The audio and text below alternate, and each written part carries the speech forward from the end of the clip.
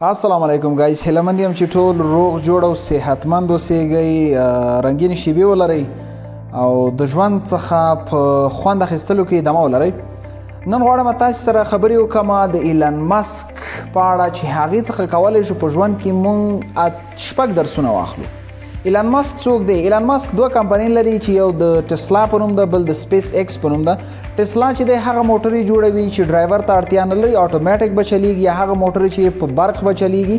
او ټسلا هم چې نه د موبایلو په برخه کې کار کوي چې په لوړه سطحه ټیکنالوژیکل فونز پروډوس کړي. او سپیس ایکس چې د بیا فضا ته راکټونه لیږي، مارس ته چې هلته غواړي ژوند پیل کړي، کورونه جوړ کړي او د انسانانو لپاره یو نوی ځای د اوسېدو لپاره اوسېږي. نن د هغه څخه 6 درسونه زده کوو چې هغه په 6 نقطو ډیر زیات فوکس کوي. نمره اختراع همیش د هغه څخه بهتره ده چې ته بل کس کاپی کوي یا د بل چا نظر استفاده کوي. هر چا چې اختراع کړي کامیاب دی او هر څوک چې کوشش کوي چې یو نوی نظر کشف کړي هغه کس کامیاب دی. دوم، ستاسو په خدماتو کې تر ټولو مهم کس ستاسو مشتری دی. ستاسو پاچا ستاسو مشتری دی. که چېرته غواړئ چې خپل تجارت مو کامیاب اوسیږي، تر ټولو مهم غاړه، تر ټولو مهمه نقطه باید ستاسو کسټمر، ستاسو مشتری اوسیږي، کامیابی ته رسیدلی شي. دریم، همیش هغه مشکلاتو ته وګورئ چې په ټولنه کې موجود دي او هغې ته حل را پیدا کړئ، نه دا چې پیسو ګټلو ته کار کوئ. که چېرته تاسې مشکلات په نښه کوئ او هغې ته حل را پیدا کړئ، دا خپله د پیسو د ګټلو سبب کیږي. دا د ایلان ماسک یو مفکوره ده.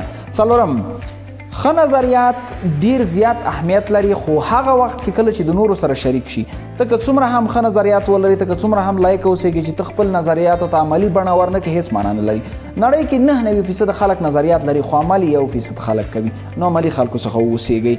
پنځم، ستاسې ټول فوکس، ستاسې ټوله توجه باید ستاسې په تولید باندې اوسېږي. هر خدمت چې وړاندې کوئ، هر رقم برخه کې چې کار کوئ، موټرې جوړوئ، موبایل جوړوئ، موبایل خرڅوئ، کتابونه خرڅوئ، کورس لرئ، هر برخه چې اوسېږي ستاسې کار باید ستاسې په تولید وي چې بهترین او په مارکیټ کې په لوړه سطحه او باکیفیته تولید ولرئ.